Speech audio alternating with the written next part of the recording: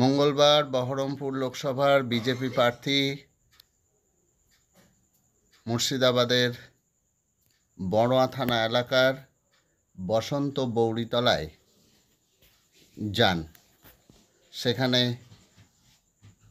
মেলা এবং অনুষ্ঠানে অংশগ্রহণ করেন। আসুন দেখে নেবেন বিস্তারিত।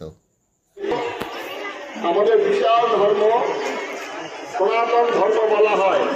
সনাতন শব্দের অর্থ আগে ছিল, বর্তমানে আছে, ভবিষ্যতেও থাকবে, একে বলা হয় সনাতন। অন্যান্য ধর্মের যেগুলো আছে সেগুলো সৃষ্টি হয়েছে কিছু মনে করবেন না। এই যে জনসমুদ্র আপনারা এসেছেন, আমরা অত্যন্ত খুশি। সবার সামনে অনুদান দেওয়া হবে, সবার সামনে অনুদান দিয়ে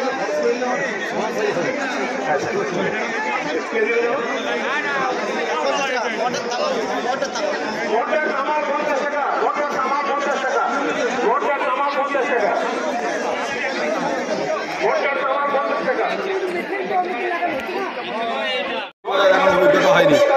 আজকে লোকসভার প্রার্থী হওয়ার পরে বিভিন্ন জায়গায় যাচ্ছি, আর যে কোনো জায়গায় যে উৎসবগুলো রয়েছে সেগুলোকে ধরার চেষ্টা করছি।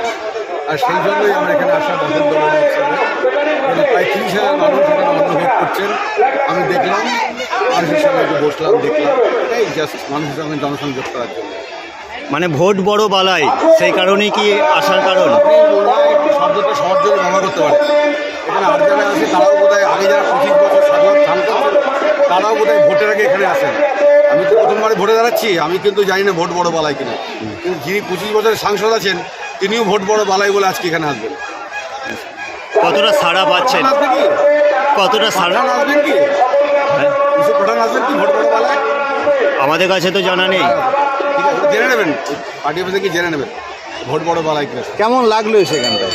সাধারণ মানুষের মধ্যে আমি হিন্দু ধর্ম বিশ্বাস করি, সাধারণ ধর্মের মধ্যে একটা হিন্দু ধর্মের উৎসব এসেছি, কোনো আলাদা কোনো অনুভূতি নেই। ঠিক আছে, ভালো।